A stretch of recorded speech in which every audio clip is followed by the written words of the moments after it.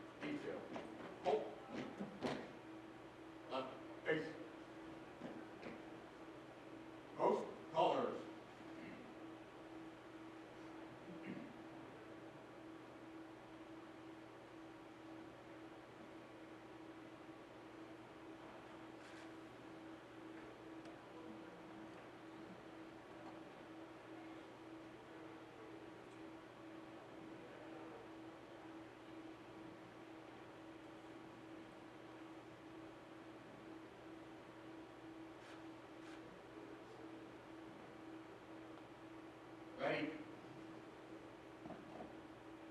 Post.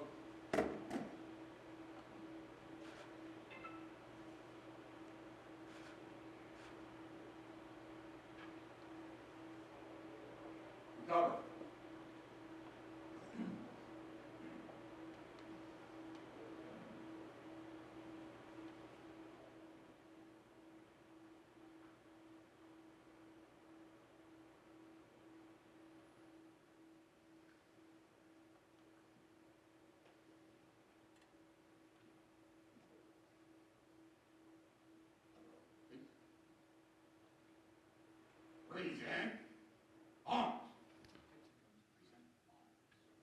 Please join me in the Pledge of Allegiance. I pledge allegiance to the flag of the United States of America and to the republic for which it stands, one nation, under God, indivisible, with liberty and justice for all. Order. Out. Right face. Forward. March. Left. Left. Left. Right. Left. Left. Left. Right. Left. Please be seated.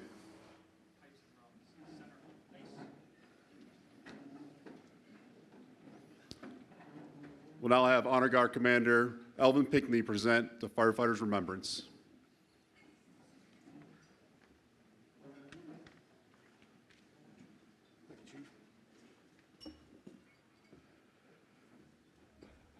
Good evening, ladies and gentlemen. If you would, we would ask that you have a glass of the beverage of your choice for a toast at the conclusion of our tribute. If you feel so inclined, we also direct your attention to the Firefighter Remembrance Table. This table, set for one, with a fire helmet and fire boots in a place of honor, is for our fallen and deceased. This table and setting is to remind us that not all of our brothers and sisters could be here with us tonight. The folded flag is to remind us of their willingness to courageously serve this great nation and all of its citizens and families. The single rose displayed in the vase is to remind us of the family and loved ones that supported and had faith in our brothers and sisters while they performed their duties. The red ribbon tied on the vase is symbolic of the price our brothers and sisters had to pay with their own blood. The slice of lemon sitting on the plate is to remind us of their bitter fate. There is salt upon the plate, symbolic of the family's tears when they learned of the death of their loved one. The glass is inverted. They cannot toast with us tonight. The chair is empty, as they are only here in spirit. Remember, all of you who have served them, called them brothers and sisters, who depended on their might and aid and relied upon them, for surely they have not forsaken you. Now, if you would, raise your glass. Join me for a toast.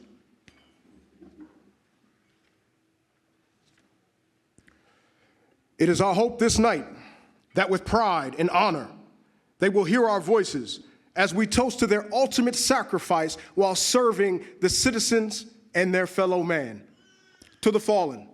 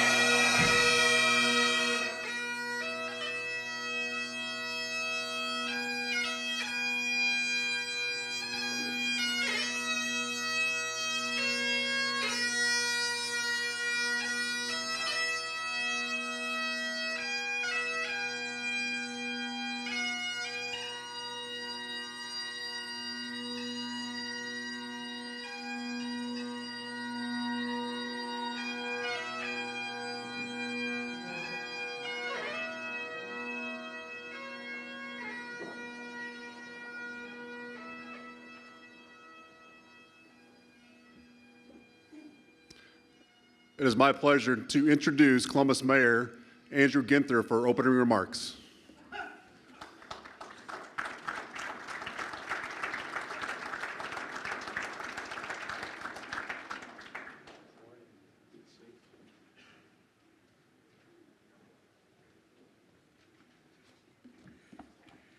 Good evening, and it's great to be with you tonight. A great night here in the city of Columbus. Happy Valentine's Day to everybody. I was just with some seniors in the Division of Police at Dodge Recreation Center on the west side, cutting a rug to the electric slide. I might need some help of paramedics later on if I run into any issues. But to Chief and to Deputy Chief and all the firefighters, all your friends and families that are here tonight, it's my honor to join you tonight to celebrate the extraordinary service of our firefighters, paramedics, and all who support them and lift them up across this community. As we reflect on the past year, we're reminded of the bravery, teamwork, and sacrifice that have kept Columbus families safe, secure, and empowered to thrive and lead their best lives. Our first responders are unwavering, and they are resolved to answer the call in time of essence, and unknowns, uncertainty. No matter the conditions and despite the danger, the Men and women of the Columbus Division of Fire exemplify what it means to be courageous, persistent, and reliable.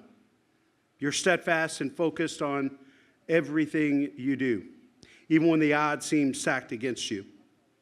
We're in awe of the extraordinary example you set for our city, and especially the example you've set for those who will one day follow in your footsteps. But tonight, we're also here to recognize the quiet acts of service that make this city and our fire division so special. Mentoring a colleague, making sure the team is prepared, securing the resources you need to protect and empower this community. Through constant change and moments of uncertainty, we're forever mindful of the multitude of ways in which you make a meaningful and lasting impact. And of course, we're deeply grateful to the residents of this city and beyond who always step up to contribute to the success of the Division of Fire. These individuals go above and beyond in ways big and small, helping to pull a neighbor to safety or providing vital information during an emergency. We're so fortunate to have a community that stands with our heroic first responders. These partnerships make us stronger, safer, and more resilient as a city. To those who are receiving awards tonight, you have my deepest respect, gratitude, and admiration. Your dedication, your skill, your courage exemplify the very best of what it means to put others before yourself. As we move forward into another year, let us continue to build upon the legacy of service that each and every one of you represents and upholds each and every day. And let us continue to strive for excellence in every call we answer, every life we touch, and every challenge we face together. Thank you for your commitment to making Columbus a safer, stronger community for all of us. Our prayers are with you and your families every single day. May God bless you, and may God bless our great city. Have a great night, and congratulations.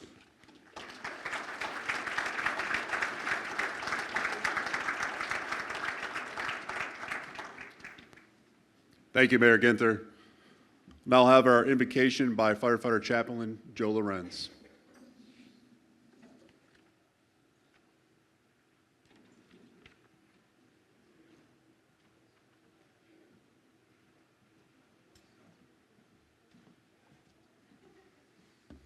Good evening, everyone. You all look so lovely tonight. I'm very grateful to be able to participate and just join in with everyone here as we are celebrating something that is tremendous and the accomplishments that we're going to hear about for the rest of this evening. Tonight is a night about giving honor where honor is due. True honor is bestowed, it is never taken. And something it encourages me to see time and time again, several who have participated and have received honors, rewards, or awards of merit, they all say the same thing. We're just doing our duty. And it reminds me of something that was written in the Gospels, specifically Luke chapter 17, verse 10. The Lord Jesus said it this way. He said, so learn this lesson. He said, after doing all that is commanded of you, simply say we're merely servants, undeserving of special praise, for we're just doing what is expected of us and fulfilling our duties.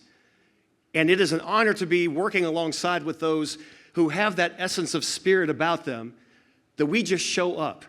And tonight you're going to hear several testimonies that just share about how we show up. We show up from our successful training with instruction and repetition that leads to decision-making based upon intuition and reflection and recognition, that leads to taking action with courage and calculation, with effective leadership, both official leadership and relational leadership. And it's combined together of a value that both holds self-sacrifice together with self-care.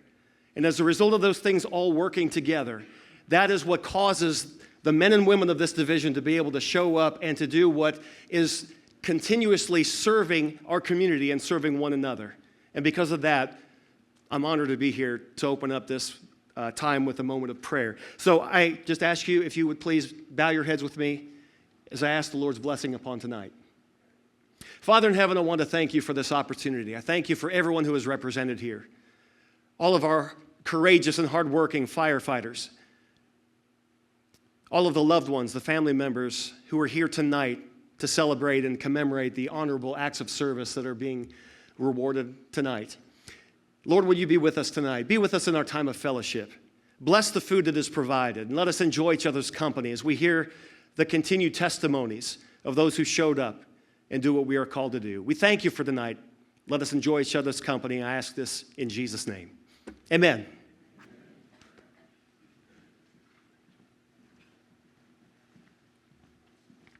Thank you, Firefighter Lorenz.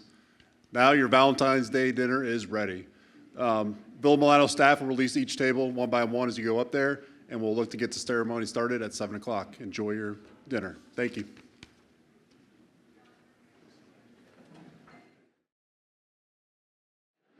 All right, good evening again. Hope everyone enjoyed their dinner and had a great time. We're going to go ahead and get the ceremony started at this point. Before we get started, I want to thank the distinguished guests for being here today, starting with Fire Chief Happ and his executive staff, Emergency Services Assistant Chief Timothy Moore, Fire Prevention Assistant Chief David Baugh, Support Services Assistant Chief Tracy Smith, and Medical Director Dr. Lowe. And from the PIO office, Battalion Chief Jeff Getter, Lieutenant Nick Davis, and Rebecca Deem. And from the IAFF Local 67 Secretary Treasurer John Guroy. And last, with Box 15 President Tony George. Thank you for being here tonight. Appreciate your time.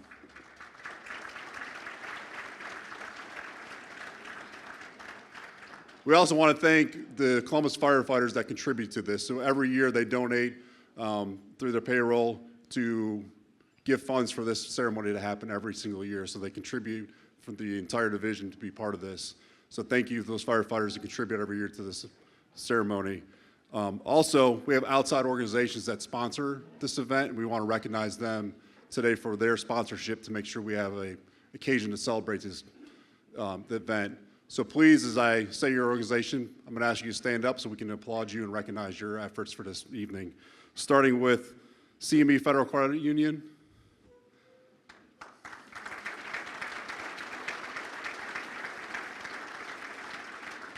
Box 15.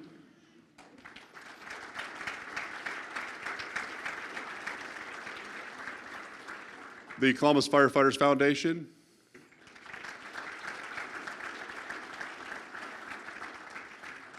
Communication Workers of America, Local 4502.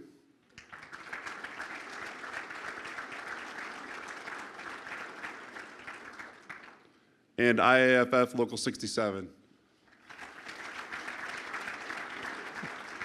Thank you very much for being a part of this evening and sponsoring us. And I want to recognize all the veterans in the room. So if you're a veteran of military, please stand up to be recognized for your service to our country.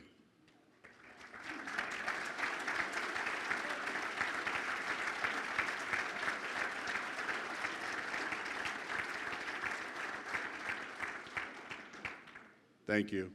And we have a number of active duty members that are part of the fire department that are overseas right now. So we'll take a moment of silence for them. They're away from their families and anyone that's been lost in our veterans that have fallen veterans. Join me in a moment of silence.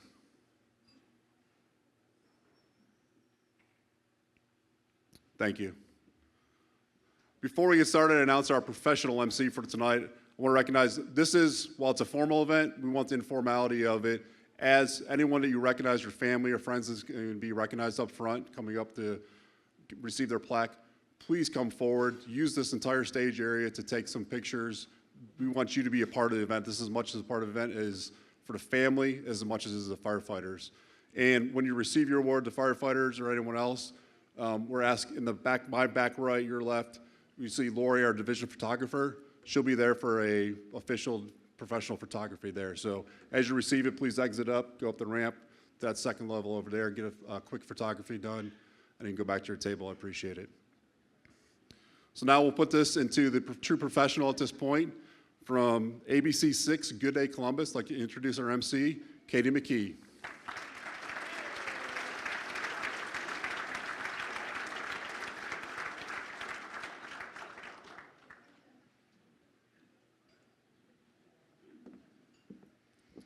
All right, well, first and foremost, thank you so much for everyone.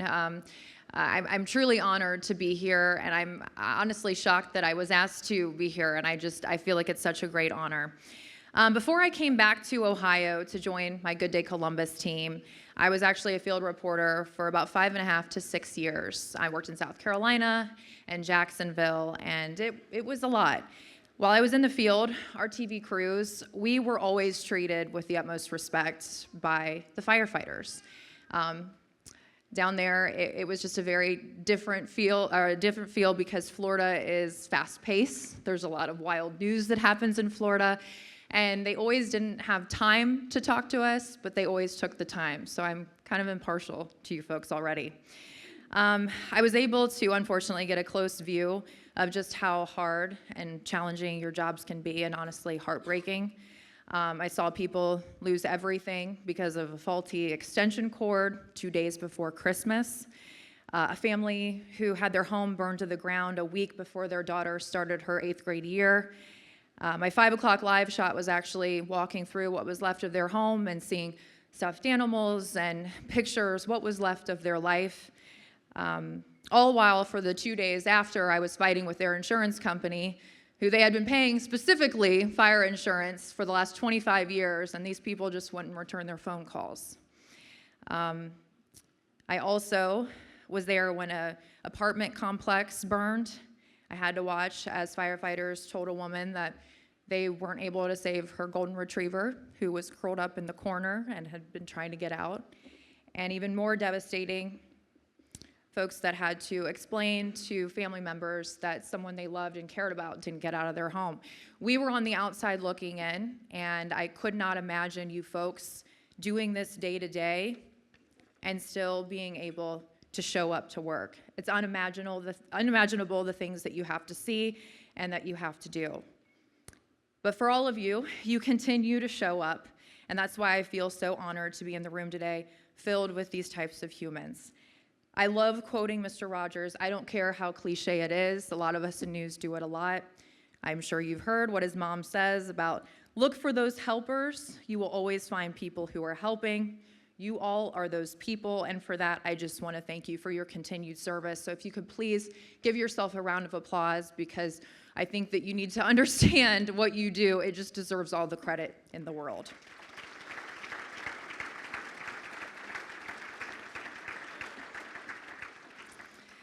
All right, so the purpose of the awards program is to publicly recognize members of the Division of Fire and citizens of the community who have distinguished themselves through acts of heroism and/or exceptional community service above what is normally expected or even required. I would like to thank the Columbus firefighters for voluntarily contributing the funding that makes this banquet and awards program even possible. Without their support, we would not be here tonight to honor so many of the members of the Division of Fire and the citizens who are deserving of these very special awards. I would also like to recognize CME Federal Credit Union and IAFF Local 67 for sponsoring tables at the banquet. Award recipients' names attending the banquet will be read, but for a complete list, you can look at the program that you have in front of you. Let's call up Dr. Lowe and Chief Happ to come up. You're going to be giving out the awards this evening to all these fine, deserving folks.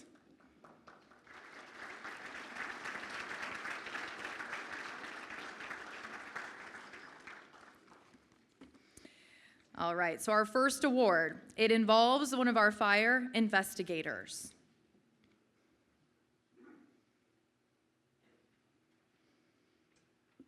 Fire Investigator Derek Stott receiving the Distinguished Service Award. Please come forward.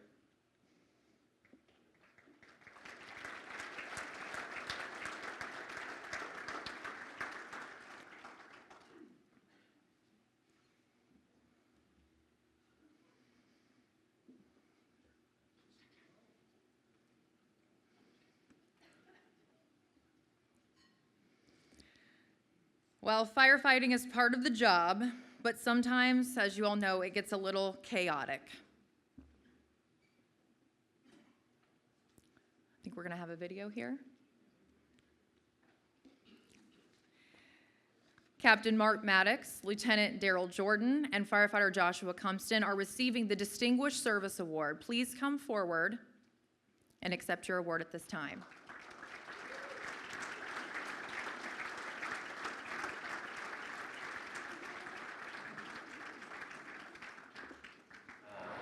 I'm Mark Maddox, Captain, Station 17-2 Unit. I've been on the fire department for 27 years. First thing is we got to hurry to beat 12s. That's a dead heat. We did not achieve our goal. 12s beat us in there. We was bumper to bumper. 12s was front of the house. You had fire and smoke coming out of the backside of the house.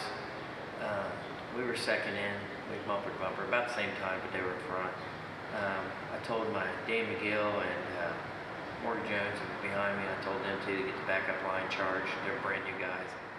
We come up there, engine 12 was Yo and Cumpson. Josh Cumpson was an awesome man. Shout out was the driver. A really good crew. So we was just gonna assist them. As we get down to mask up, Yo was out of class. He's a firefighter. He was going to do his 360.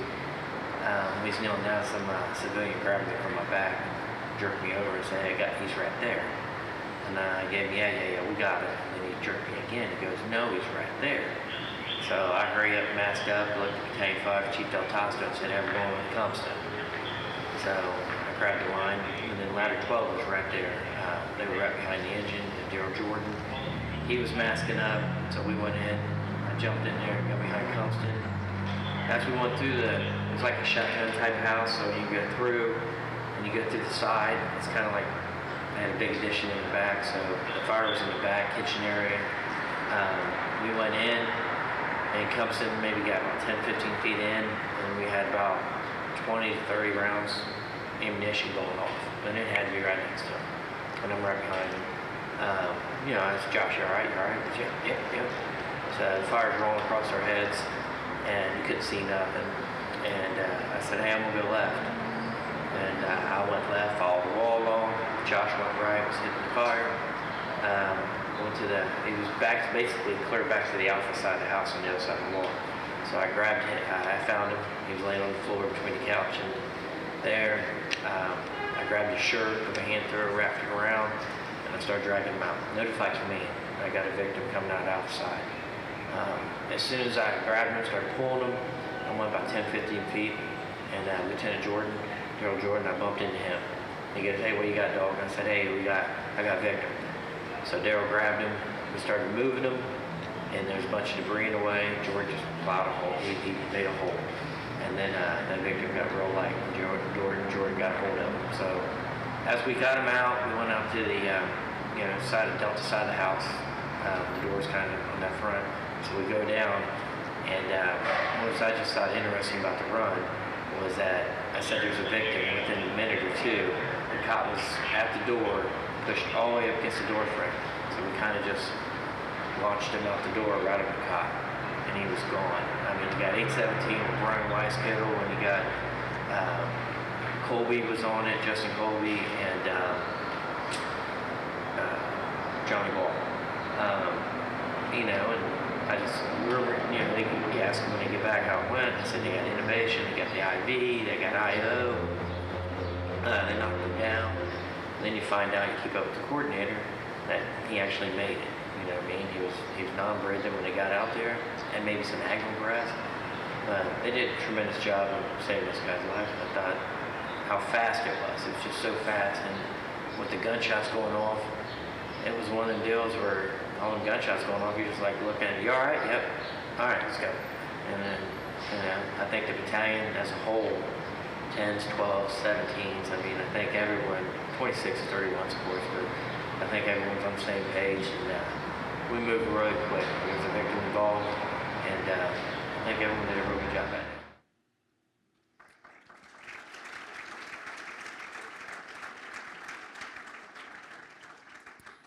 The EMS Award of Merit is given to firefighters Brian Weiskittle, Andrew Reed, and Justin Colby. Please stand.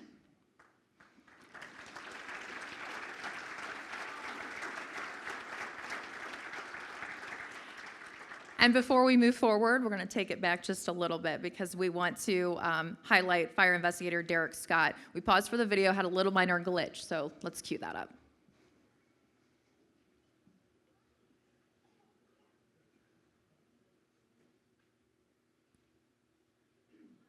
In March of 2020, we started having an increase in set fires, primarily between 6 a.m. and 9 a.m. In a small pocket on the west side and also one on the north side. And at first, we didn't realize that there was any connection.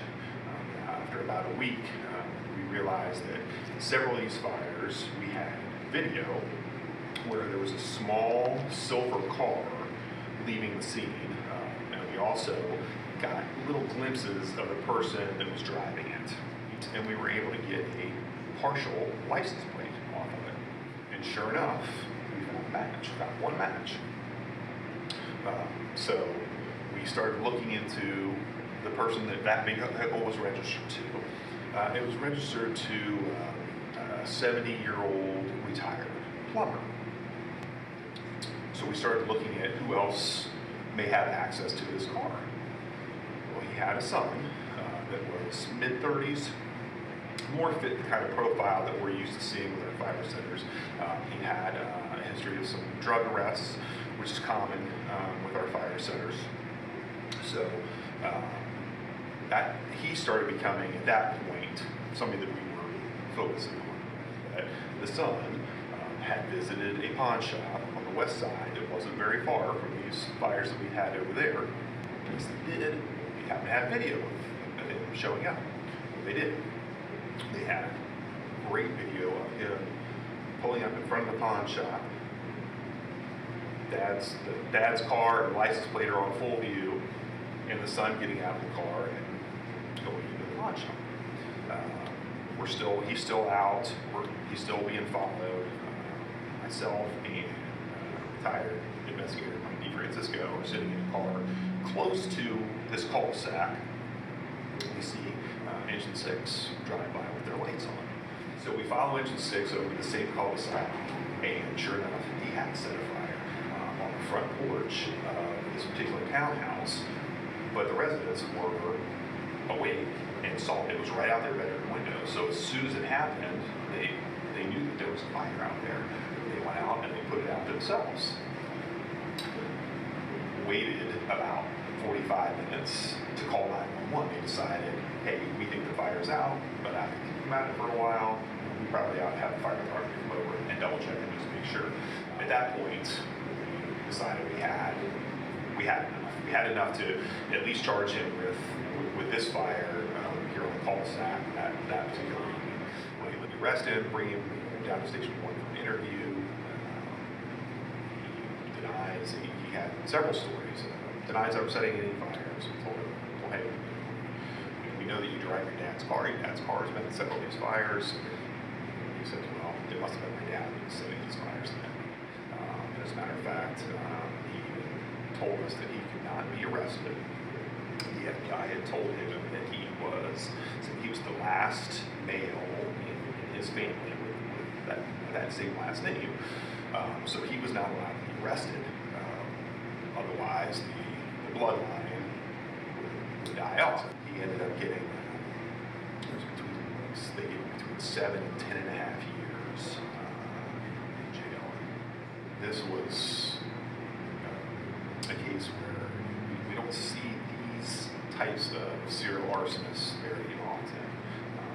As a matter of fact, it was said way back then that some of us may never see another case like this again, because this guy was just so prolific with his fire setting. Sometimes he was doing 2 a day. He'd do one for 3, 4, 5 days in a row. It was a huge collaborative effort, but in the end, it worked out well because this guy was going to end up hurting somebody.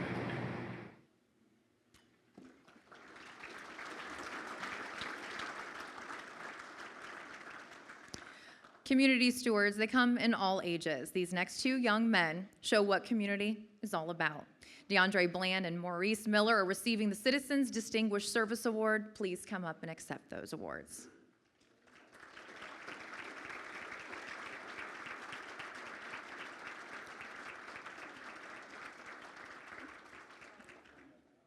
My name is Maurice Miller and I'm 14 years old. My name is DeAndre Bland. I'm 13 years old. We both was hedging and I heard a loud pop sound. I thought they was grilling until I saw black smoke come up in the air and I started calling his name like 4 or 5 times like he said, and we ran to his house, their house, started banging on the door. He ran to the fire station and I'm still banging on the door. His mom called the police. When he came back, that's when she actually heard the door knocking, and I helped her out the house, and then the fireman came, put the fire out, look around and stuff like that, and saved the dog. As soon as I seen the black smoke, I would look down, and all I see is flames. Her back of her house was in flames. When I seen the flames, when I heard him calling my name like the 4th or 5th time, I turned around and I seen the smoke. So I instantly knew something was wrong, and I threw the hedger and I ran because he was running. So I started running with him. We was banging on the doors. She wasn't coming out, and I guess she couldn't hear us. So my mom says, "I'm calling 911." I say no, and then I just run to the fire station. I ran like, how many blocks is that, like 2? Yeah, it's 2 blocks over. And the truck stopped like 2 or 3 houses down, and then 2 more trucks came. And then the firefighters connected to the fire hydrant. Then another firefighter, he took the hose and he ran to the back. And one of them got out of the front car. One of the firefighters got out the front car and asked the lady, "Is there anything you need me to get?" And she said, "No, the dogs." And he went in and got the first dog, Flash, ain't that his name? Yeah. She is a retired military dog. And then it's 2 Shih Tzus. One name is Frank and I don't know the other one. They got him and they was just sitting on the porch, and then he turned on the hose, and one of them screamed to the other. One was in the front and one was in the back. He screamed to him and he said something, and then water just started spraying at the house. And one of them started talking to her and asked, "What happened?" When I got the lady out the house, Maurice's mom told me to go get her mom out the house because their house is closer to their house, the lady's house, than ours. So I ran in their house to go get their mom. And she thought, at first, she said, stop playing with me. And she wouldn't believe me, so I run back outside to go get his mom. And she kept on screaming at her mom, like, "Come on, get out the house, get out the house." Because where the port, her house is, and the lady's house is, they're close, very close. They're literally Like, right there. And so that happened. He came back with the fireman, and I made sure when I came out outside, I made sure the lady was okay. Most kids would just sat there and pulled out their phones and watched. So we heroes, and they thanked us for it and everything. And one of them said to me is, "How did you get over there so fast?" And I said, "I don't know." He said, "Usually it takes us 2 or 3 minutes, and you cut it down to like 47 seconds." And I just had a smile on my face. 'Cause I see something. God love them. And then we just jumped right there. We just jumped right there. It's important to pay attention, stay off those phones. All right. Well, thinking outside of the box to streamline and improve reporting for roughly 75 fire prevention inspectors fell to Anita Hobbs.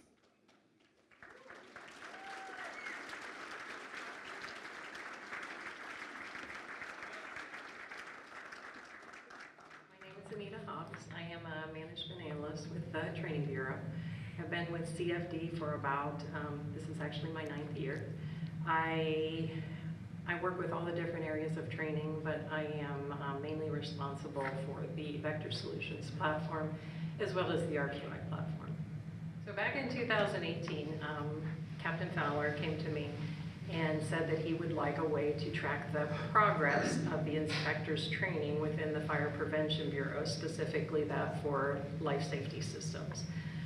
Those systems include a variety of areas such as crowd manager, food vendor checks, fire watch, fire pump, pre-signal fire watch at OSU Stadium, pyrotechnics, Buster, which is underground storage tanks, Prevention 18, the inspection of nightclubs, as well as PACE, which stands for Public Assembly Code Enforcement.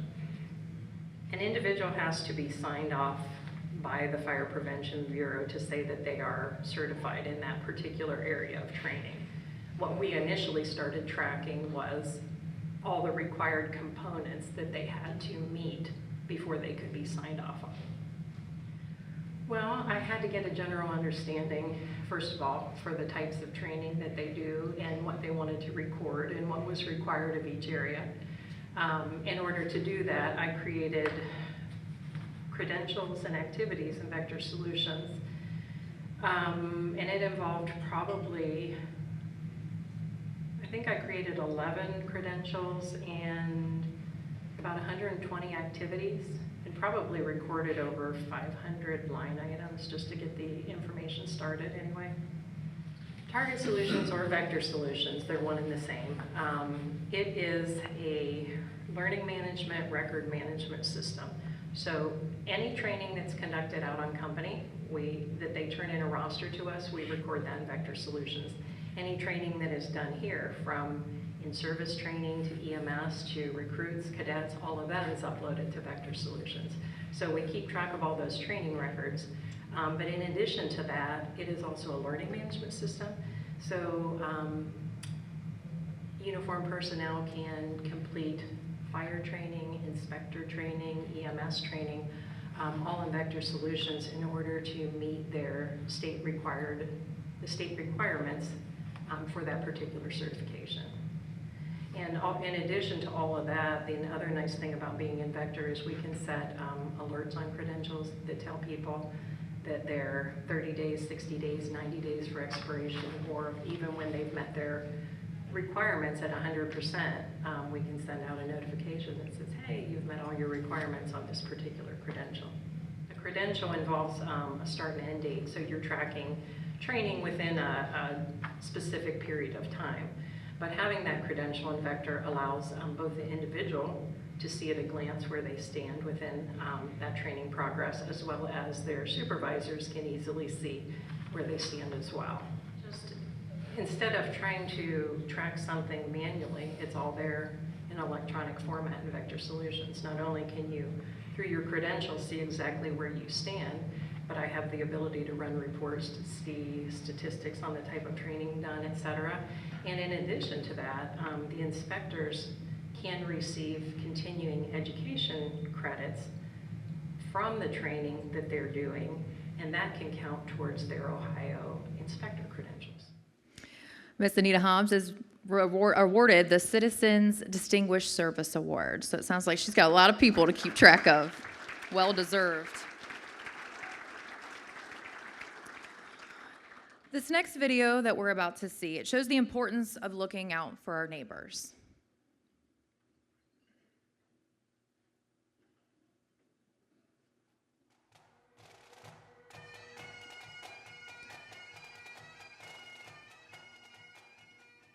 I'm Danielle Browning, and I work as a primary care nurse practitioner for Ohio Health in Western. So I've been in medicine since I was 21. So it's 18 years I've been working in healthcare. I went from being a nurse's aide through undergrad and then worked as an ICU nurse for 7 or 8 years. And that's what really, I think, plays into today. And then I've been a nurse practitioner since 2018. I was coming out of my house with my brother and my 14-year-old son. And we were running about 20 minutes late to help my friend move. So we were rushing, and I didn't know anything was happening when I was in my house, but as soon as I came out of my house, I saw him laying on the sidewalk right out front. There was another neighbor that was beside him yelling, and his wife, who was very, very pregnant, and their toddler was there, and the baby was yelling, and it was just kind of chaos, and my mind instantly knew something is very, very wrong. I switched into work mode, so I think once you've been in that, you kind of just click over. So I didn't even know at the time. I threw my purse to the side, and my kid ended up getting it, but I ran over and just started CPR immediately. And you could tell he was without a pulse, and it was not looking great when I first got there.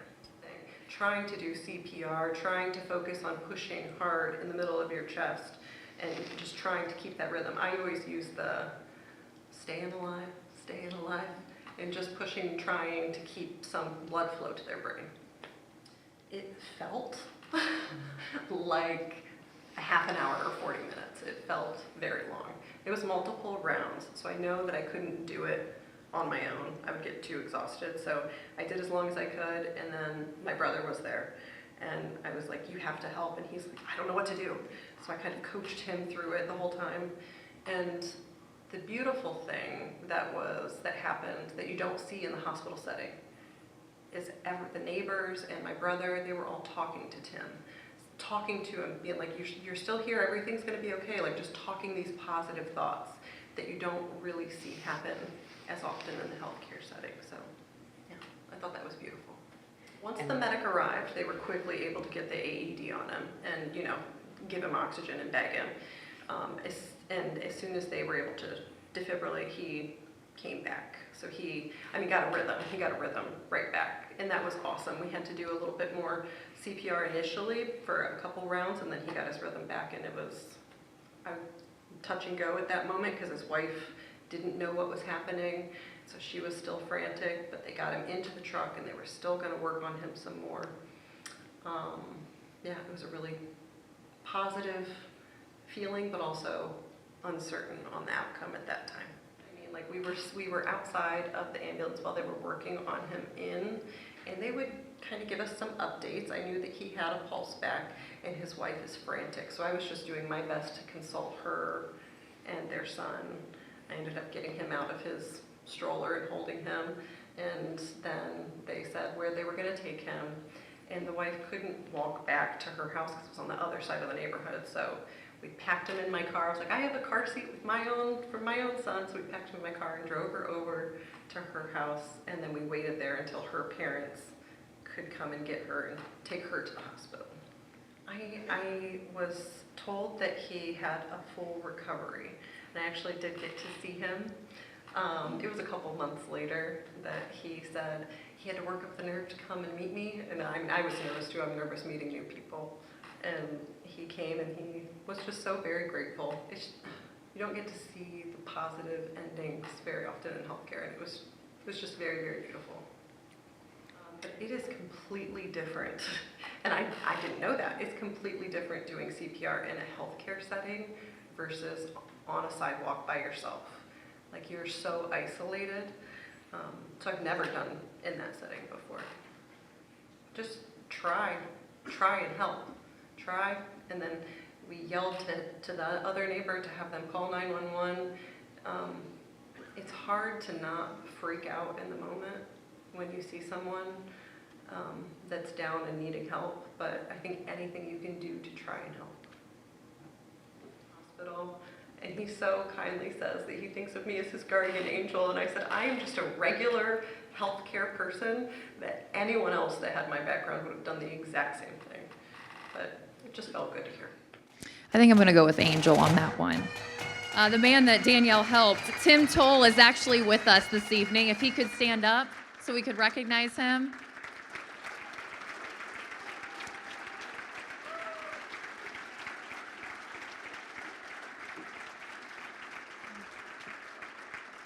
And that angel we mentioned, Danielle Browning, is awarded with the Citizens Distinguished Service Award. Please come up and accept it.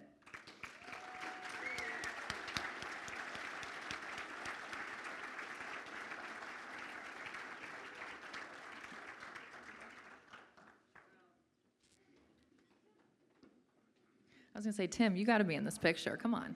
There you go.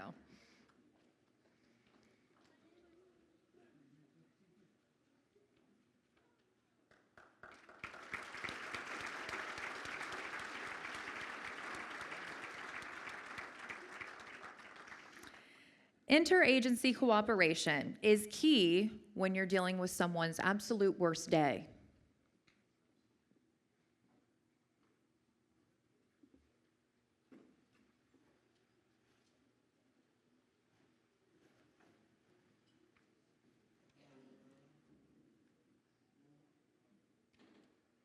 I had just cleared a run and I was coming down 17th.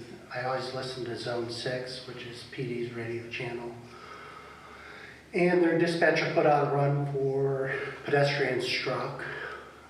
So I figured I'm heading that way. It's 23rd and Cleveland. And I'm listening. Officer gets on scene, says something along the lines like, hey, be advised there's more than one patient. So I light him up, I start heading that way. Then I hear, be advised CPR is in progress. And you could hear the officer's voice, not panic, but he started coming up a little bit more. You could tell that something definitely was going on. And then they said, be advised, we got another patient. And then I'm listening, I'm ready to call on 10 dispatch to make sure that we got the call. And at that time, they put it out, and then I arrived on scene shortly after. So I had pulled up, RS-10 was on scene. There must have been seven or eight officers already on scene. 2 were doing CPR, there was a stroller, and they must have had a bag that was all strewn across Cleveland Avenue. And I saw Mikey Powell doing CPR, getting to work, and he had his bag. So that's when I knew, like, this is gonna be an intense run. Columbus Police had multiple units already on scene, which they did not have much time at all. There were several officers, police officers there, already rendering care, starting CPR. They had the patients separated, and their communication with the fire department, it was so smooth, such a quick transition. There was no hiccups. It was, hey, we have this here, we have this one here. So I don't know if that was a normal patrol officer or a sergeant, but they do an amazing job. Lieutenant Zach Shaw did a great job of walking the fire department companies in from the north side of the scene and from the south side of the scene. The Columbus medics were parked very close. We were able to load up what appeared to be the youngest victim first, who was in cardiac arrest, was loaded into Medic 18. Once we established breathing for that patient, they were off to Children's Hospital. Unfortunately, the outcomes were what we weren't looking for, but the ability of our firefighters and the Columbus Police Department to work together, those patients they got the best chance they could have to survive. We had Columbus Police Department, Columbus Fire, and we also had Clinton Township Fire Department also on this run for the ability of all 3 agencies to work together without any hang-ups, to just jump in and get to work and treat these patients. Says a lot about each agency, their professionalism, and how hard they train.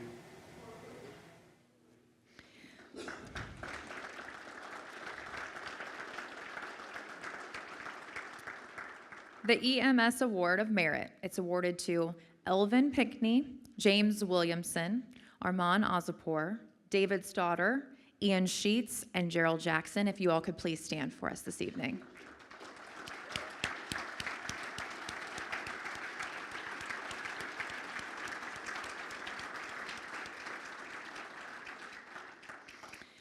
as you heard, the collaboration is key, and especially these moments. The Public Safety Award of Excellence is being awarded to Columbus police officers Jacob Vaughn, Kyle Wilson. Please come forward to accept your awards.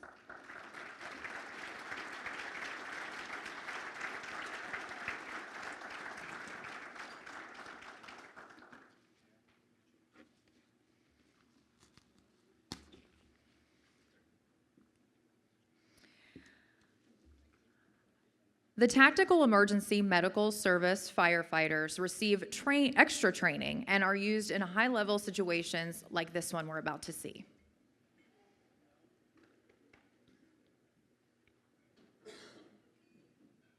But in this particular instance, we got there, the incident had already been ongoing for about 2 hours because patrol was out there for a psych patient that was being violent, and they decided to bring in the Columbus SWAT team to kind of assess the situation and deal with it because they felt it was beyond what their capabilities were. So we had a little bit of time to sit down, look at what logistics we were gonna need, and we started doing our mission kind of pre-planned, but it was at the same time as the mission was going on.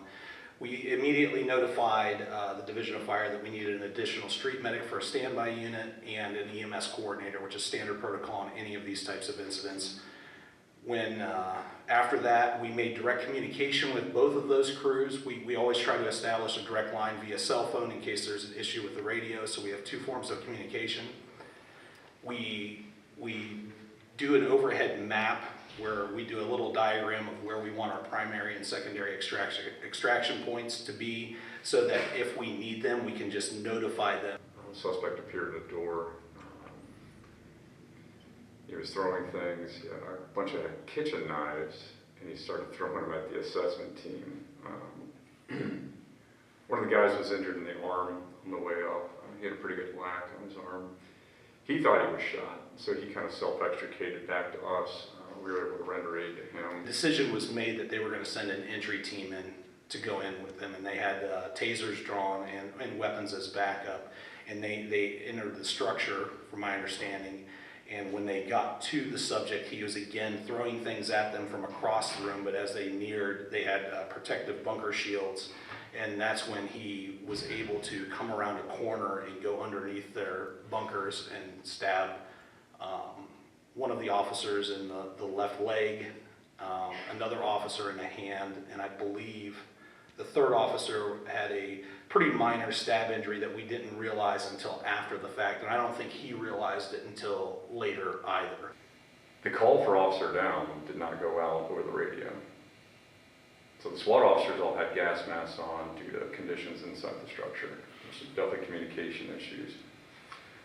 So I remember peeking my head around the corner, and I see an officer down, and I see a guy working to grab him. So I look over to John, I'm like, hey, officer down, let's go. I ran up with some others. There were some CPD officers there, and we grabbed the casualty, pulled him off the porch. We tried to bring him around to the back of the Bearcat. That's where I met up with John. That's where we just went to work. This is our world, this is what we do. We were able to get some of his gear off, talk to him, establish his mentation, see what that was like. We exposed the wound, looked at it, addressed it, and then we were able to implement our extraction plan. As John elaborated earlier, we do a primary and secondary.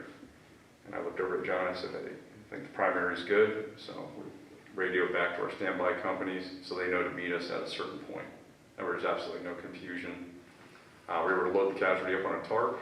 We got 4 guys on the tarp, and we did a smooth handoff with the medic there.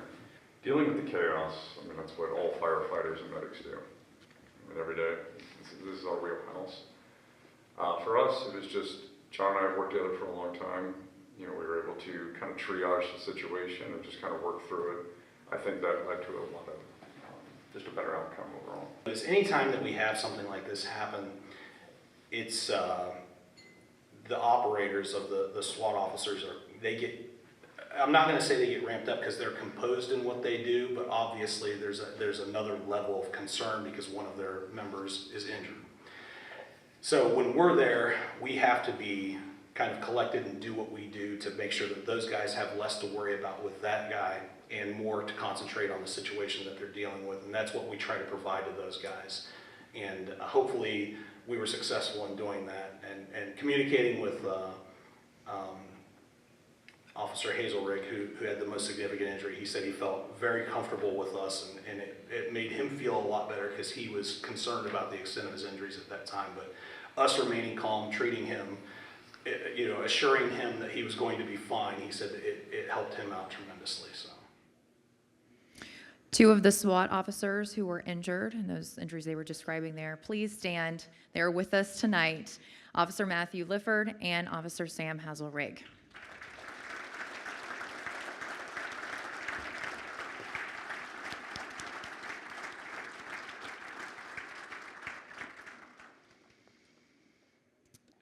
Firefighters Michael Cantor and John Hagan are receiving the EMS Award of Merit. Please stand.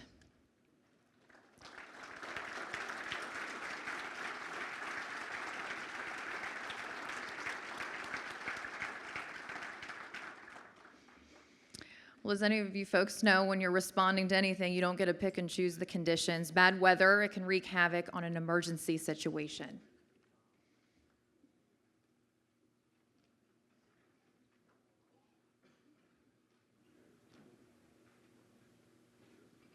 It was like 8:30 in the morning, and it was, manpower was crazy. We had people holding over, and then we had an overtimer, Sean McCrae, who was coming in. And as the tones went off, McCrae was actually walking in the back door, so we were trying to get him on the truck so we could get the other guy out. I was obviously on the medic. When we came around the corner, we just saw a car off to the side of the road, thought that they had spun out. And then as we came up and pulled up next to the vehicle, I remember looking out the window, and the medic, we pulled past the accident so that way the back end of our truck where the patient care happens is pointed towards the accident. I remember looking over and seeing the patient in the driver's seat unconscious, and I remember looking over at my driver, Sean McCrae, and saying, "Sean, we need to hurry on this one." Myself and Sean, we got out of the medic. The engine crew parked behind us.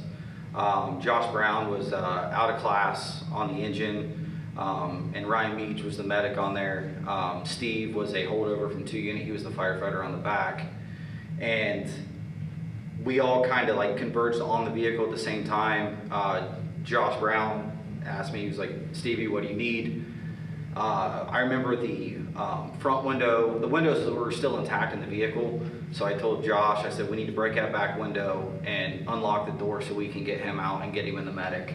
Because we knew immediately it was life-threatening, and we needed, keeping him in the vehicle was not an option. We needed him in the truck to do what we had to do. Initially, as soon as we pulled him out, we right out onto the cot, checked for a pulse. We knew he was in cardiac arrest at that point. So we started CPR at that point, and got him up and into the truck out of the cold weather, because like I said, it was so cold we had to get him out of the weather. Got him into the truck and kept doing CPR. So that was our absolutely #1 priority, was good CPR with him. He was still in cardiac arrest when we got him to the hospital. And then I finished my report and things that we do in the ER, got the truck put back together. And then actually, Lieutenant McConnell called us because he had to stay later waiting for the Lucas device. And he called us later and said that they had gotten a pulse back and stuff, which none of us thought was going to happen. We were all like, man, we did everything we could do, but there wasn't anything we could do to change it. And then so when he called us and told us, we were all pretty excited about that. And then he actually ended up coming back a few weeks after that, after he was discharged, and thanked us, and it was really cool. It's not something that as a medic you get to experience very often. I know communication in the back of the truck went real well, so I literally after every run I always sit back and think, what could we have done different? What went well? What didn't go well? And honestly, that run, the only thing that I thought didn't go well was just the weather. Everything else patient care wise went great. If the following folks could stand: Lieutenant Sean McConnell, firefighters Joshua Brown, Ryan Meege, Stephen Neuenschwander, Stephen Kern. They are all being awarded the EMS Award of Merit. Let's give them a round of applause.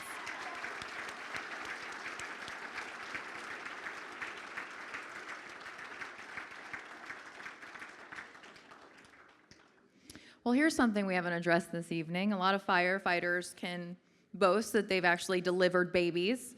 This delivery, though, that we're going to talk about here is very unusual.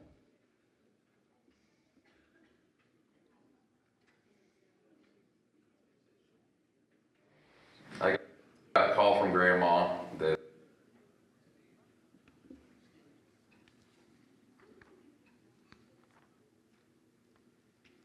realized that the little one had been delivered. So then we kind of changed protocol on that and go to the baby, how's mom doing, and sending additional equipment for mom and everything. But once I figured out that the baby was preemie, we concentrated very hard on the baby, trying to figure out how she was doing, breathing. It's really hard to get pulses on infants, especially if they're, only not even 12 inches long. So we concentrate on whether she was breathing, and once the breathing became pretty much shallow or insignificant, I decided to have mom do compressions, which she has a little bit of a health background, health and wellness, so she knew what she was doing.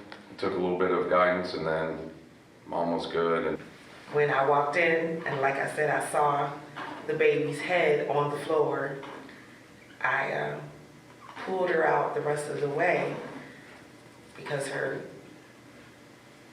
I think her shoulders and stuff was still kind of in there. So I pulled her out, and I knew that somebody needed to cut the umbilical cord.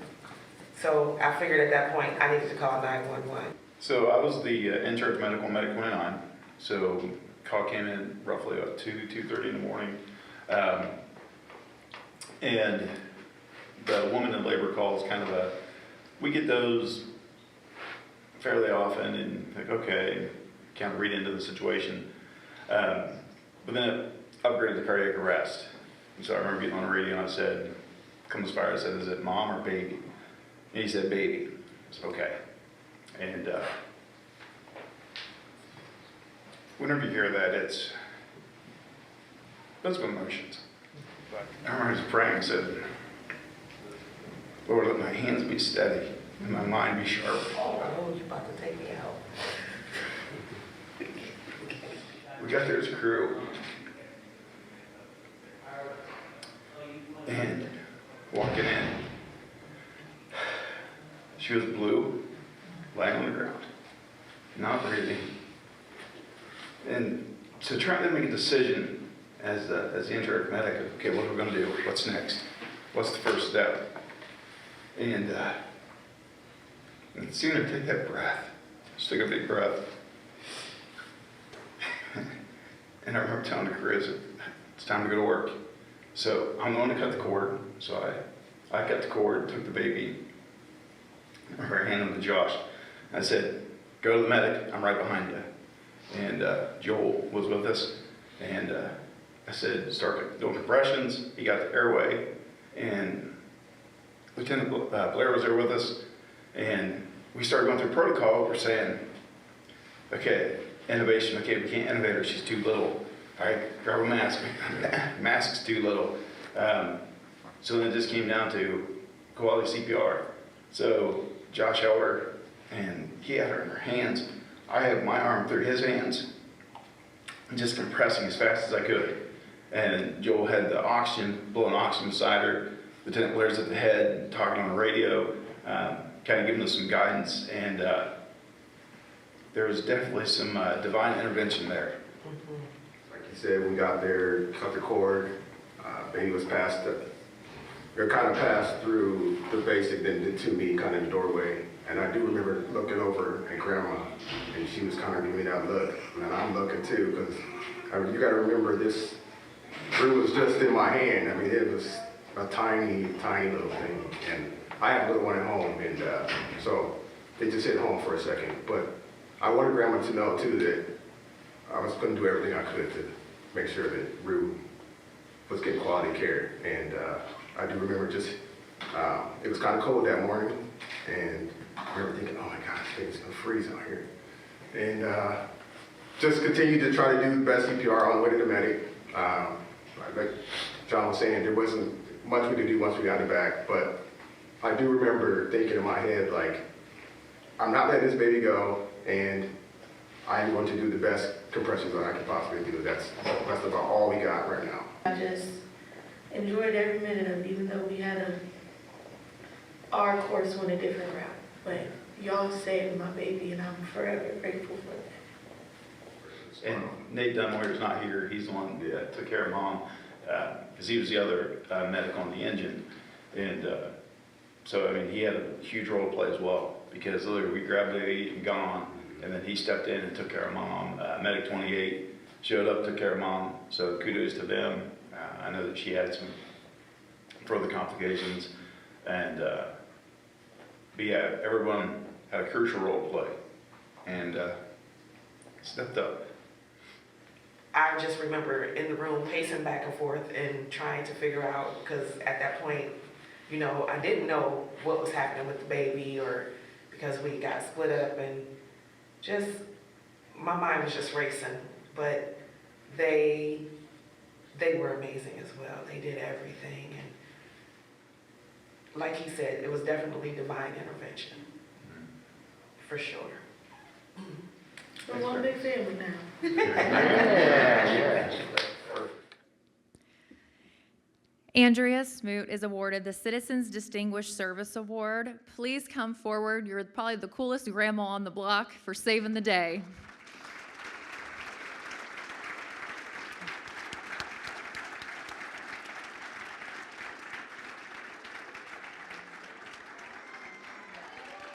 Oh.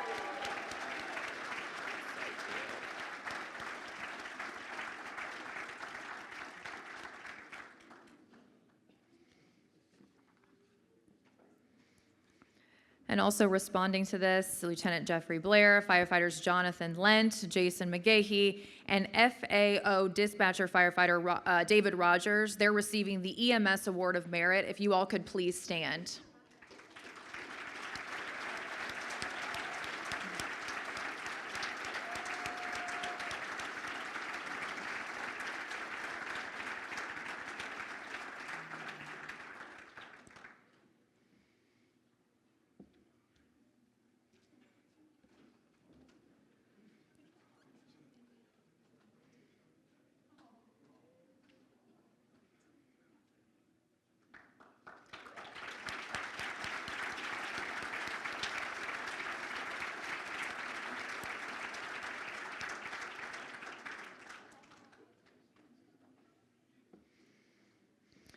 So for our next video we're about to listen to, compassion and quick thinking. There's sometimes what is needed for a very tense situation.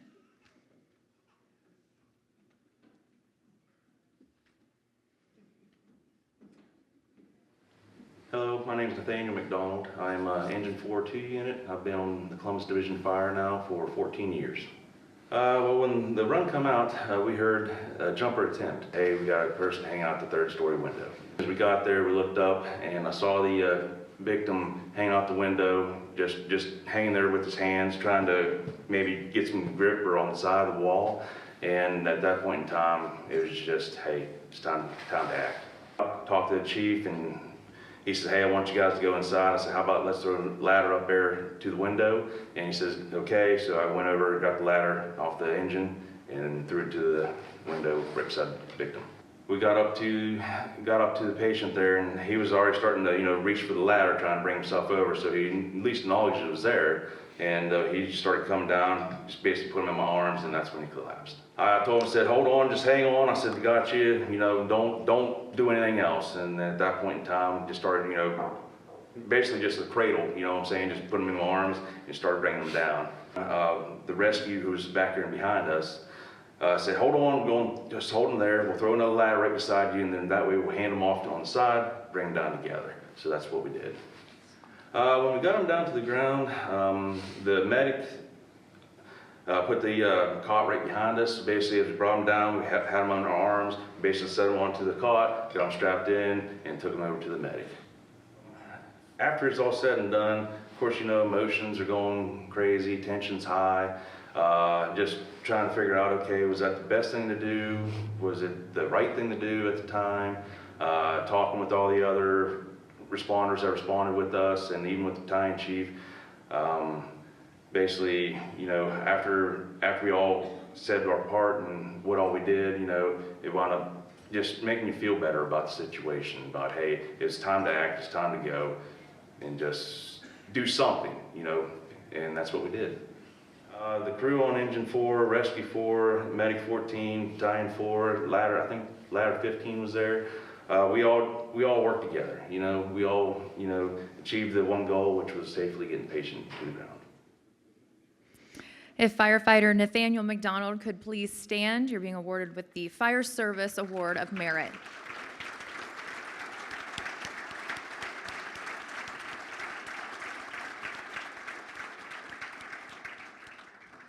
The fire department has several specialized units. Firefighter Derek Lotz is part of one such unit. You're going to hear a little bit about it.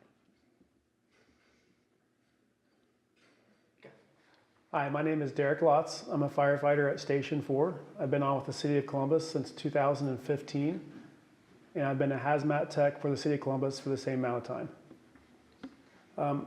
The type of runs we take as a hazmat team are really, they're wide. We specialize in a lot of different things, going from rail car disasters. We can deal with lithium-ion fires now. We do a lot with Homeland Security type runs, whether it's white powder threat letters, potential chemical warfare agents that somebody's in producing. We do small fuel spills, so really a lot of the runs that we take, no two are the same, and it is a very wide array of runs that we take. As a hazmat tech, we have to know so many different things. Our trucks are clear full of equipment, and some of those things we only use every 10 years on a run, if that, but we have to have it and we have to be proficient at it. So that way, when that run does come, we're ready to take it. As a hazmat tech, I do provide a lot of training to our members of the hazmat team, also to people who are wanting to be hazmat techs. We've had a lot of people come in and say, hey, show me around, show me what this job entails. So we provide training to them. Recently, we've started working with the new officers that are being promoted within the division. We've been able to work with them and give them an overview of what the hazmat team does, what we're available for, and when to call us. Some of the biggest things that I do as a hazmat tech at Station 4 is working with our on-company crews to keep their proficiency up. And that's working with the thousands of different items we have on our vehicles available to us and making sure everyone's proficiency is where it needs to be. Last year, I was given the opportunity to apply for a grant through the State Homeland Security Program, which is a federally approved grant that allows the City of Columbus to request different equipment that would benefit us in the case when we respond to emergencies that involve potential terrorism incidents or safety to the public. We were able to put in for some new radiation equipment, which will be very beneficial to our firefighters and their ability to respond to radiological emergencies. We're also able to put in for some pretty technical equipment that will allow us to do testing for explosives, chemical warfare agents, toxic industrial chemicals, and even be able to pull those products out of the air and test them out of the air. Where before we were limited to testing a liquid or a solid, with this new equipment we're hoping to get, we'll be able to pull products out of the air and be able to see it a lot sooner. One of the biggest benefits this equipment gives us is our ability to test for fentanyls. As we know, the fentanyl crisis that's occurring all around the country, it puts responders' lives in danger. So if we are able to, once we're done with this project, we'll be able to identify those products a lot sooner, therefore keeping our responders safer. We are very fortunate to be part of the organization that we are with the City of Columbus Division of Fire. Our hazmat team, we have 10 people on duty every day, and it is an absolute pleasure every time we get to go to work and spend time together. We can rely on each other. We run a regular firehouse with the engine, medic, rescue, boat, but we also have the opportunity to go in a lot deeper into some of our operations. I feel our personnel at Station 4 are very well rounded because of the deep skill set that we have. A lot of our skill sets intertwine with each other, We have people who are experts in many different things, and our abilities to work together really make us a strong team, and it helps with our efficiency on our day-to-day operations. Firefighter Derek Lotz is awarded the Award of Excellence. Please come forward.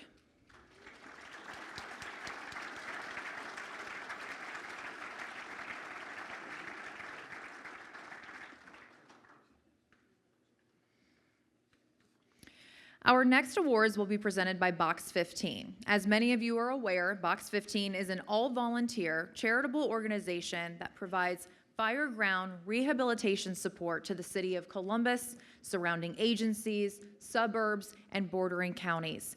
Each year, they solicit nominations from the Columbus Division of Fire and other agencies. The Max Haverman Award is presented to a Columbus firefighter, while the Brett Barber Award is presented to a surrounding agency. Again, the awards will be presented by Tony George, president of Box 15.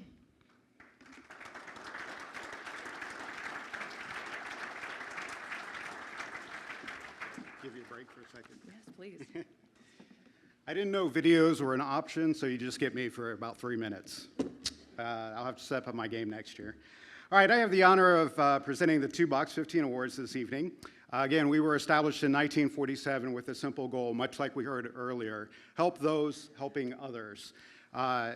Tonight, we recognize 2 individuals who stand out amongst those helpers. With each award, I will read off a series of words that was used in their nomination letter to become the winner.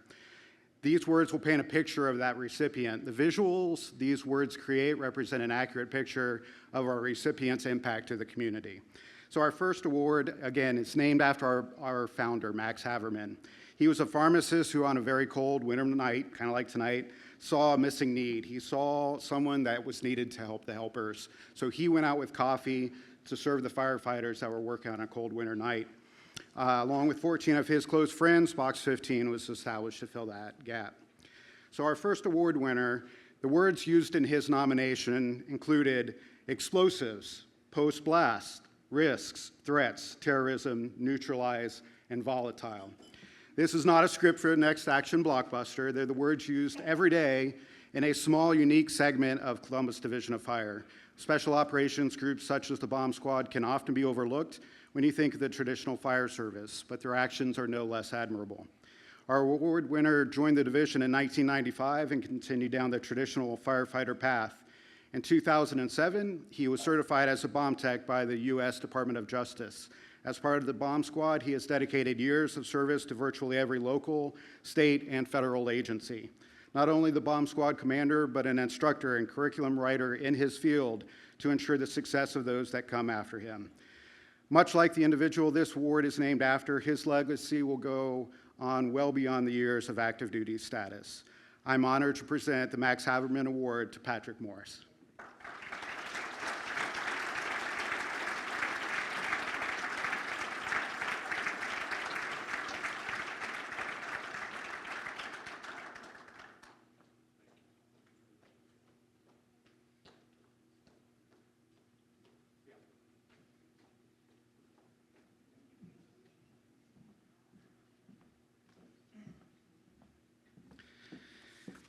Our next award winner also perfectly reflects the person it is named after.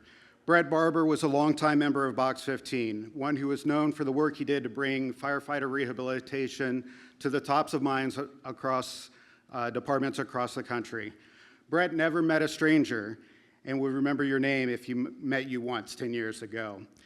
So the words for this winner in his nomination letter included pride, mentor, excited, perseverance, dedicated, larger than life, heart, and an infectious, positive attitude. I'm sure those of you that knew Brett can see how these words mirror our winner as well. When nominated for this award, it was truly apparent that it deserved to go to him. The description of his work ethic, his personal dedication to his fellow firefighters, and genuine care for each one of them on a professional and personal level make him a prime example of what others should aim to achieve. As a mentor and fire instructor, our winner has also made it a point to ensure the next generation is also prepared for success. And as his nomination so eloquently stated, he truly embodies the principles of faith, family, and the fire service. Ladies and gentlemen, the 2024 Brett Barber Award goes to Berlin Township firefighter Jacob Shaw.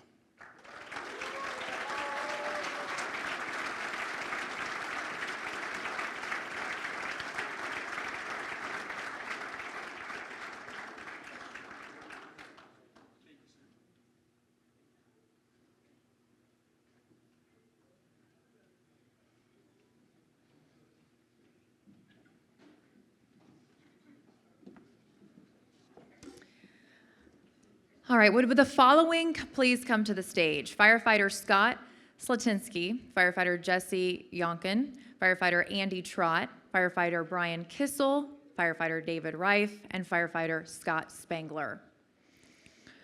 1 Unit Firefighter of the Year is awarded to firefighter Scott Slatinsky. He is assigned to Ladder 13, but spends a significant amount of time at Station 4 as a hazmat tech, Station 2 as a diver, and the Training Academy to assist training recruits. His versatility and competence in multiple disciplines makes him a vital asset to the division and a go-to guy when faced with challenging emergency runs. 1 Unit Paramedic of the Year is awarded to firefighter Jesse Yonkin. Yonkin's dedication to the Columbus Division of Fire and devotion to the firehouse and crews show every day. He mentors new members on the medics as well as the engine. Yonkin initiates training sessions at Station 6 to keep skills and abilities fresh. He also demonstrates exceptional advanced hands-on skills and remains calm, cool, and collected in even the most chaotic scenes.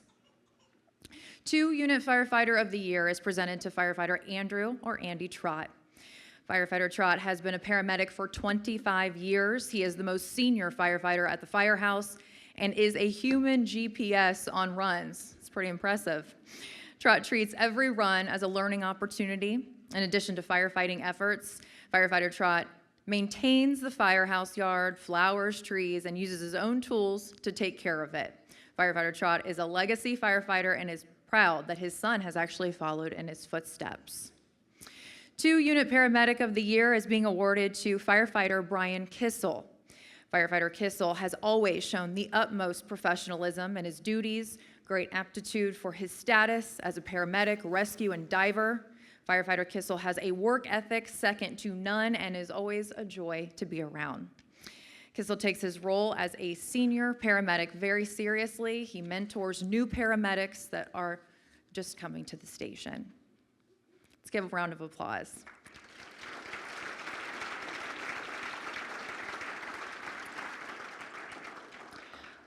Firefighter David Reif is being awarded 3 Unit Firefighter of the Year. Firefighter Reif has served Columbus Fire for 37 years. Reif is the primary ladder driver and cook and has been very rock solid at the station. He never complains about anything, constantly mentors journeymen who come to the station, sharing his knowledge and all of his years of experience. Reif's position, attitude, mentorship, and great firefighting skills are why he is Firefighter of the Year. 3 Unit Paramedic of the Year is awarded to firefighter Scott Spangler.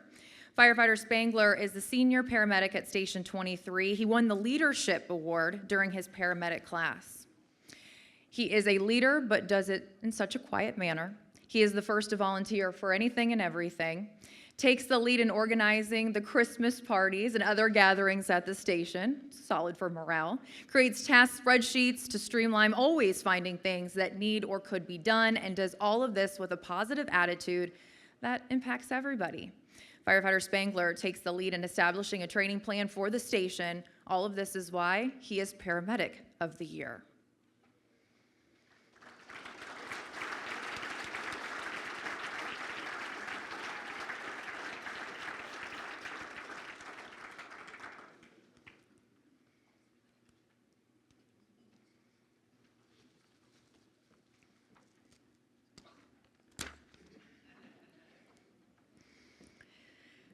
So there are about 60 civilians who support the 1,715 firefighters in the division.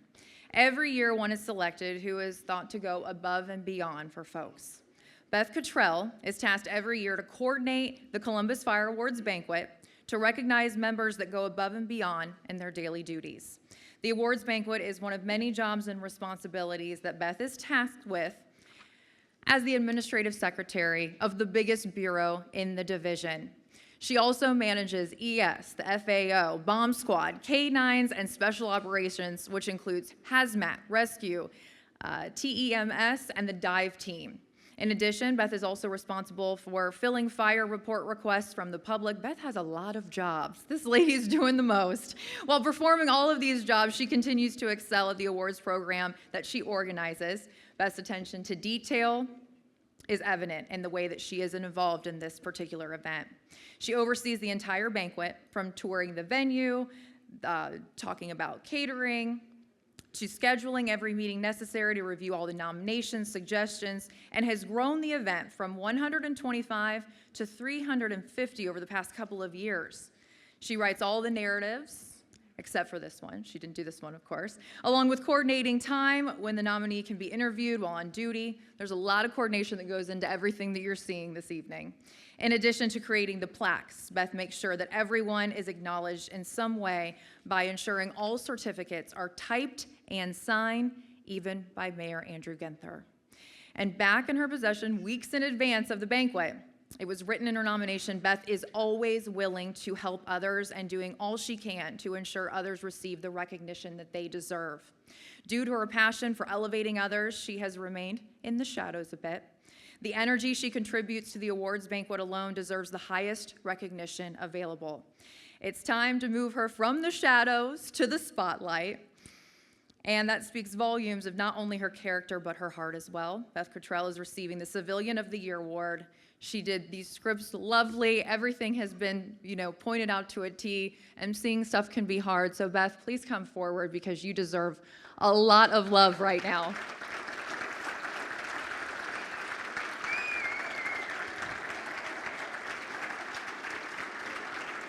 There she is.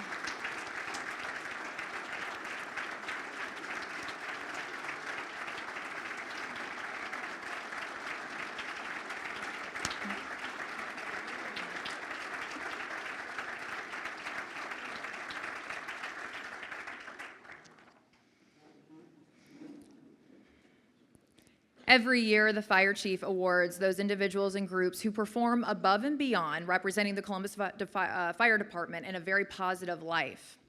The Columbus Fire Honor Guard is comprised of a small group of dedicated firefighters.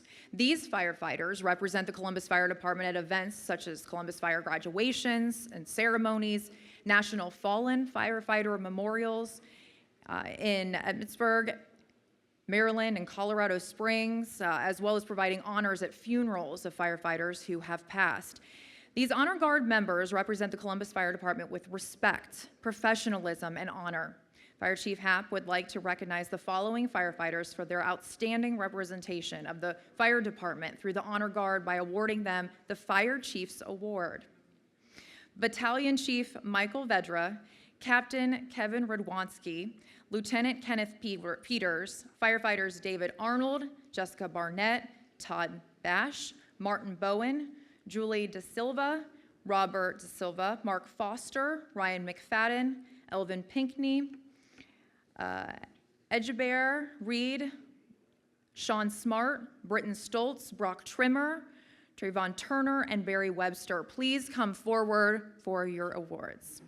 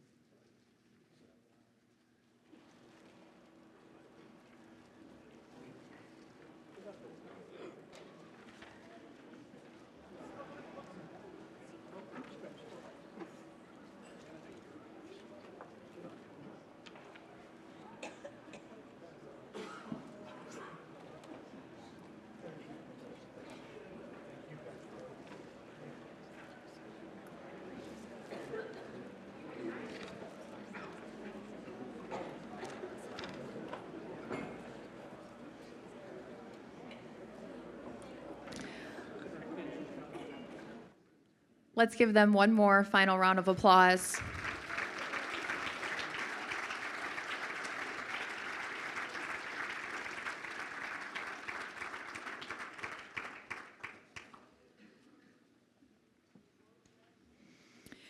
The tradition of playing bagpipes for fire department funerals and events, it dates all the way back to the 1850s when they came over from Ireland and Scotland.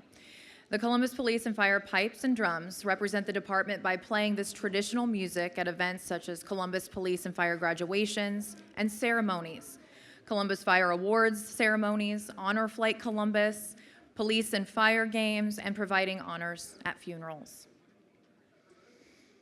Fire Chief Happ would like to recognize the following firefighters for their outstanding representation of the fire department by awarding them the Fire Chiefs Award. This goes to Battalion Chief Aaron Schonkweiler, firefighters Gabriel Schonkweiler, Jordan Schmidt, Michael Goodwin, and James Williamson. Please come forward.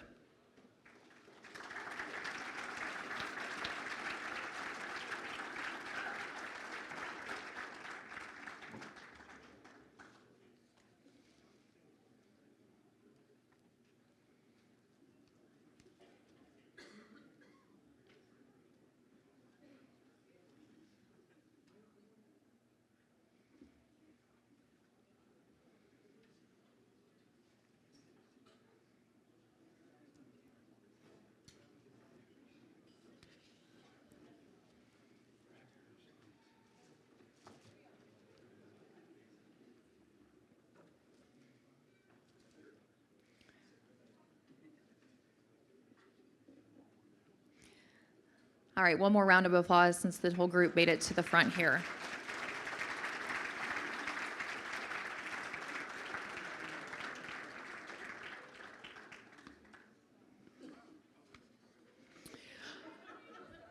Robert Ford, Information Systems Manager for the Division of Fire, has taken this newly created position and he has made it integral in leading the GIS group into the technology advanced future. Robert's involvement in EMS has taken patient care and reporting to brand new heights, allowing more detailed, user-friendly reporting in the nation. During the recent technology crisis, Robert served as a liaison with DOT to ensure the department was updated and informed, as well as getting systems up and running in a timely manner. Robert's leadership into transitioning from ESO to image trend has been smooth and coordinated for the firefighters on the street. A big congratulations to Robert. Please come forward.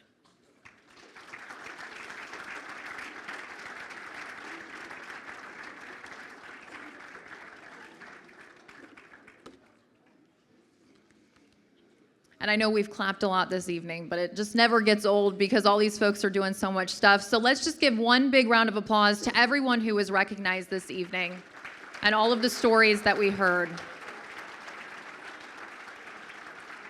Deputy Chief James Sankson will be here for closing remarks to take it over.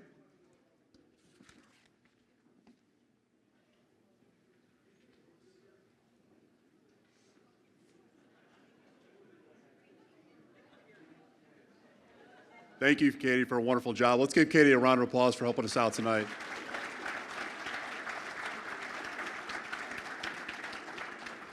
In closing, we just want to do some quick thank you as well. Thank you again to Fire Chief Happ, Honor Guard Commander Alvin Pinckney for the Remembrance Table, the Columbus Honor Guard, Columbus Fire and Police Pipes and Drums, the members of the Award Committee, the videographers James Miller and Trentagucci, Firefighter Trentagucci, and for all the preparations set up tonight, ushers Firefighter Thomas Eckenrud, Firefighter Steve Sigward and wife Fran, Firefighter Sam Towns, Division Photographer Lori Gardner, AV Andy Murphy, our volunteers at the registration desks, Brenda Schultz, Amy Rake, Amanda Runk, and we're gonna wish Amanda a happy 30th birthday. Is that correct, Amanda? 30th? Where's she at? I think she'll take 30th, all right. Jackie Wittenberger, the staff here at Bill Milano, and Beth Cottrell. I'm not gonna embarrass you a second time. Remember that Katie is the one that brought you up to here and embarrassed you. It was not me, okay? So thank you again for putting this award ceremony together tonight. Greatly appreciate it. And lastly, we want to thank Katie and her husband, Seth, for being a part of this tonight. Thank you for contributing to our event. and recognizing everyone. We greatly appreciate it. And in closing, we'll do our benediction. I'll ask Firefighter Joe Lorenz to come forward.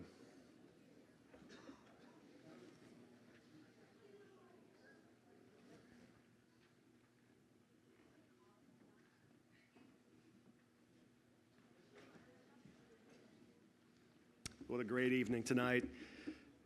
The service and sacrifice for the greater good can be summed up, I believe, in one word, and that is love. There was a retired captain recently said that the fact that you came to this job and continue to do it regularly is the indicator that some level of love is at work in you. And love is a demonstration. It's not just something we say, it's something you demonstrate.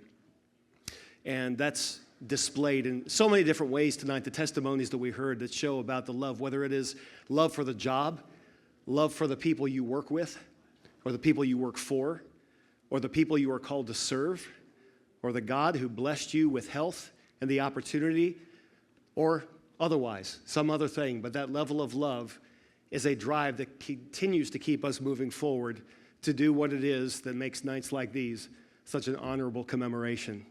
And so we want to thank you for that. It was the Lord Jesus Christ who said these words. John chapter 15, he said, "No greater love has anyone than this, that he would lay down his life for his friends." And I've heard it said before, and I thought it was said very, very well, that you can sacrifice in many ways in giving your life, but sometimes the greatest sacrifice is not giving your life, but it's living a life of sacrifice. And in living that continuously, that is what causes others to be able to want to move forward and go a little bit further, above and beyond. We don't rise to the occasion, they say, we default to the level of our training.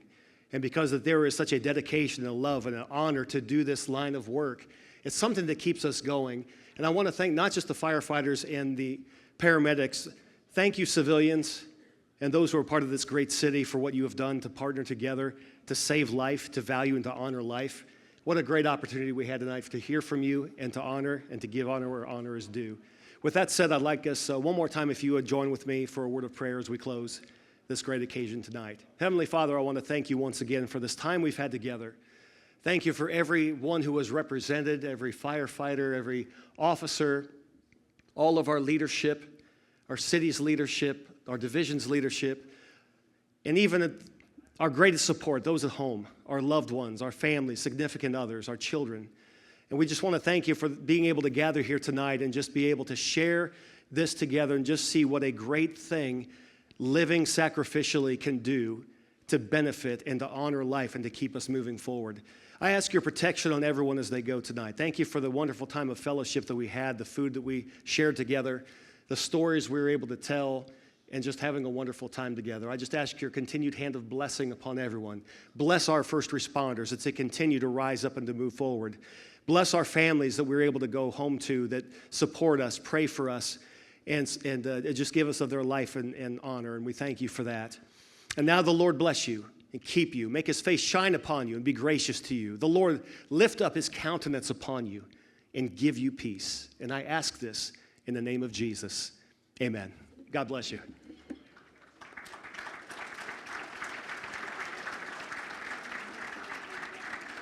Thank you, Firefighter Lorenz. Thank you for everyone to be here tonight, for being able to recognize the firefighters and citizens of the community and the heroic acts that they performed throughout this past year. This concludes our evening. Have a wonderful night, and we look forward to seeing you next year. Thank you.